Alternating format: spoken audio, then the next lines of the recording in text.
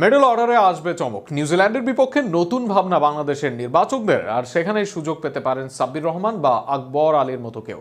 কিন্তু যদি এই দুজনের মাঝে একজনকে ডাকার সুযোগ থাকে, সেক্ষেত্রে কে আসবেন দলে, কোন পরিস্থিতিতে কে থাকবেন এগিয়ে, সব মিলিয়ে স্কোয়াডে সাব্বির ও আকবরের লড়াই নিয়ে থাকছে প্রতিবেদন।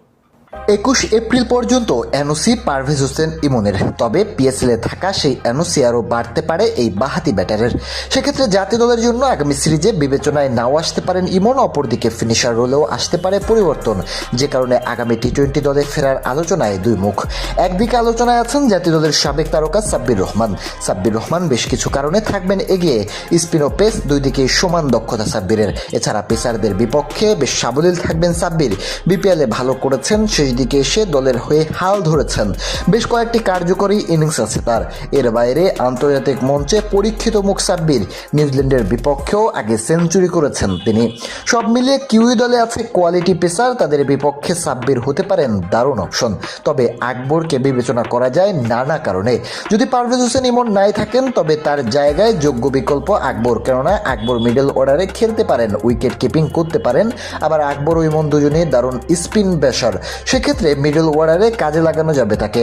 আকবরকে নিলে করা যাবে দীর্ঘমেয়াদী পরিকল্পনা, সেই সাথে লোয়ার মিডল অর্ডারেও পাওয়া যাবে সার্ভিস। সেখানে শামীম ছাড়া নেই পরীক্ষিত মুখ। সব মিলিয়ে আকবরও থাকবেন বিবেচনায়। সব মিলিয়ে হয়তো সাব্বির রহমান ও আকবর আলী দুজনেই থাকবেন বিবেচনায়। তবে যদি একজন আসেন, সেক্ষেত্রে আকবর থাকবেন এগিয়ে। কারণ আকবরকে ঘিরে বিসিবি বেশ বড় ইনভেস্টমেন্ট করেছে। তার অধিনায়কত্ব সফলতা মিলছে অনেকবার। আর সেখানে এবার আকবরকে আন্তর্জাতিক এক সুযোগ দিয়ে রাখবে বিসিবি, যেখানে আগামী দিনের জন্য এই মঞ্চে তাকে করবে প্রস্তুত। অপরদিকে সাব্বির রহমানের জন্য জাতীয় দলে ফেরার মঞ্চ হতে পারত এটি। তবে এ দল বা হাই পারফরমেন্স না থাকায় সরাসরি এখনই সাব্বিরকে দলে আনবে কিনা বিসিবি, তা নিয়ে আছে সন্দেহ। আবার আকবর যেহেতু ফিনিশার হিসাবেই ব্যাট করেন, তাই ফিনিশার আকবরকে প্রাধান্য দিতে পারে বিসিবি। এবার দেখা যাক শেষ পর্যন্ত কে সুযোগ পান বাংলাদেশের পরবর্তী দলে, নাকি একজনও সুযোগ না পেয়ে থাকেন দলের বাহিরে।